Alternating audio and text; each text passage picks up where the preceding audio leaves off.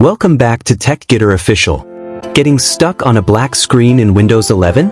With or without that annoying blinking cursor? Don't worry, I've got the fixes you need, fast. This error usually happens due to display driver crashes, startup glitches, or broken Explorer processes. In this video, I'll show you 3 quick solutions to bring your PC back to life. If you can see your mouse cursor on the black screen, follow this easy trick.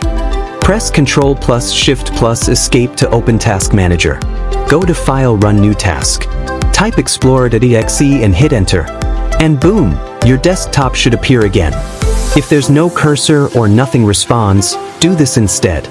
Press and hold power button to force shutdown. Turn it on, then force shutdown again. Repeat 3 times.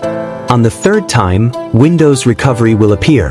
Go to Advanced Options, Startup Settings. Press F5 to enter safe mode with networking. Once in safe mode, uninstall the buggy graphics driver. Press Win plus X, open Device Manager.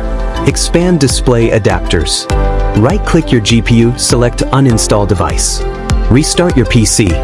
Windows will auto-reinstall a clean driver. 90% users say this fix works like magic. Still stuck? Try this last resort, System Restore. Open Start in safe mode. Search System Restore. Select a point before your screen went black. Let Windows repair itself. Got your screen back? Hit that like button and drop a comment on which fix helped you. Don't forget to subscribe to TechGitter Official for more life-saving PC tips.